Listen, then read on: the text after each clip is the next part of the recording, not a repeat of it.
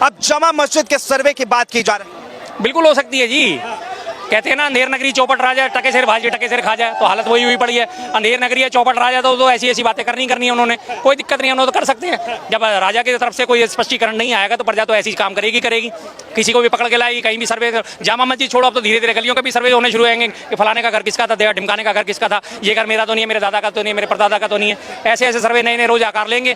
Court की गलती है, प्रशासन की गलती है, कमी है उनकी, फायदा उठाया जा रहा है। 1991 का वर्शिप एक्ट जो था, जिसमें साफ साफ स्पष्ट शब्दों में कहा गया था कि 1947 में जो धर्म स्थान की स्थिति जैसी है वो वैसी की वैसी ही रहेगी और इस मामले में आगे कहीं कोई कार्रवाई नहीं करी जाएगी। उसकी खुलेआम धज्जियां उड़ाई जा रही हैं। रोज सुबह शाम मोदी जी संविधान की दुहाई देते हैं और संविधान की रोज सुबह से उठ के सबसे पहले धज्जियां उड़ाने का काम करते हैं। ये संविधान मैं नहीं छोड़ूंगा, इसकी धज्जियां उड़ा के रहूंगा, ये सबसे पहली शपथ उनकी यही होती है। 1991 वर्शिप एक्ट था ना, इन्हीं सब चीजों को रोकने के लिए लाया गया था वो, कि जिसमें कहीं भी 1947 में जहां भी जैसी जो चीज है उसे वैसी की वैसी रहने है कि हिंदुओं के साथ बड़ा जुल्म हो गया। मुगल आए थे, औरंगजेब आए थे, इन्होंने इतना जुल्म कर दिया, कई मंदिर को तुड़वा के मस्जिद बनवा दी, इसलिए मोदी जी इस तरह के काम। जुल्म तो सिकंदर भी करके गया था। चलो फिर यूनान, चलो यूनान पे चढ़ाई करने चलते हैं। कब चल रहे हैं हमारे सारे के सारे हिंदू यूनान में, जो सिकंदर ने भी आके हमारे ऊपर जुल्म ढाए थे। नादिर शाह भी आया था अफगानिस्तान से आगे, नादिर शाह ने भी जुल्म आए थे। चलो फिर अफगानिस्तान कब चल रहे हैं भाई? है कोई इन लोगों के पास जवाब? नहीं होगा। जुल्म तो हमारे पास अहमद शाह अब्दाली ने भी उठाए थे। अहमद शाह अब्दाली ने भी पंजाब के और सारे के आसपास के इलाकों में उसने जबरदस्त तरीके से लूटमार करी थी। सोना लूट के ले गया, नादिर शाह हमारा तख्ते था उस लूट के ले गया था, मयूर सिंहासन लूट के ले गया था। उसके ऊपर फिर क्यों नहीं बात करते? तो बात करो ना फिर सारे, चलो फिर इकट्ठे हो गए वहाँ।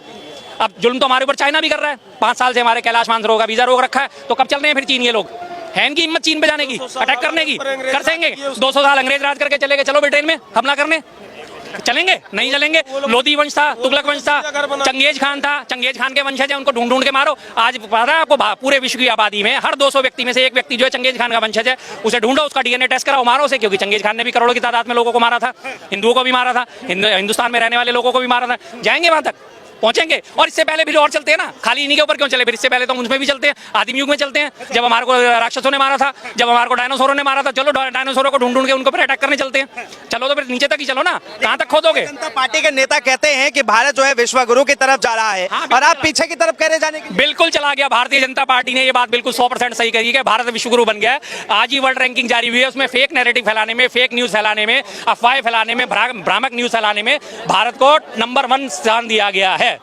बिल्कुल उन्होंने ये बात सही कही है। अब उन्होंने आधी बात कही ना कि भारत विश्वगुरु बन चुका है। भारत विश्वगुरु किसमें बना? फेक नैरेटिव फैलाने में, झूठी खबरें फैलाने में, प्रोपेगेंडा फैलाने में, प्रोपेगेंडा मूवी बनाने में और झूठी खबरें फैलाने में भारत विश्वगुरु बन चुका है। ये बात वास्तव में उपलब्धि योग्य है कि आज भारत हमारे मोदी की राज में आज ही रैंकिंग जारी हुई है। अब उस रैंकिंग में लीपापोती करने की तैयारी हो रही नहीं, ये तो झूठा है, तो गलत है, तो ऐसा है, तो वैसा है। लेकिन अभी 4 दिन बाद ये वो है मॉर्निंग कंसल्ट नाम की संस्था, अभी उसकी एक रेटिंग आएगी। वो रेटिंग पता क्या होगी? 5000 लोगों पर सर्वे करा गया होगा, उस 5000 लोगों का सर्वे दिखाया जाएगा। मोदी जी 72% रेटिंग के साथ विश्व के नंबर 1 लीडर, उस रेटिंग को मान लेंगे फौरन ही। लेकिन भारत जो विश्व हमारे 120 देशों में 111वें नंबर पे भुखमरी के स्थान पे, उसे नहीं मानेंगे।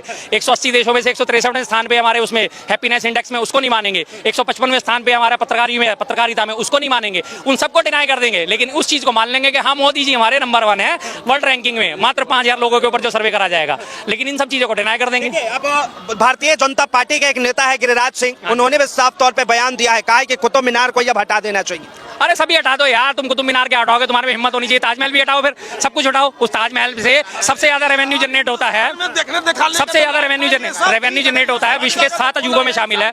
विश्व के 7 अजूबों में ताजमहल शामिल होता है, उसे भी हटवा दो। लाल किले पे आगे बड़े शान से आगे 15 अगस्त का भाषण देके। एक मिनट शांत जायज बात बोल रही हूँ मैं। एक मिनट रुक जाओ, बात सुन लेने दो, उसके बाद बोलियो यार। ठीक है, आप कंटिन्यू कीजिए।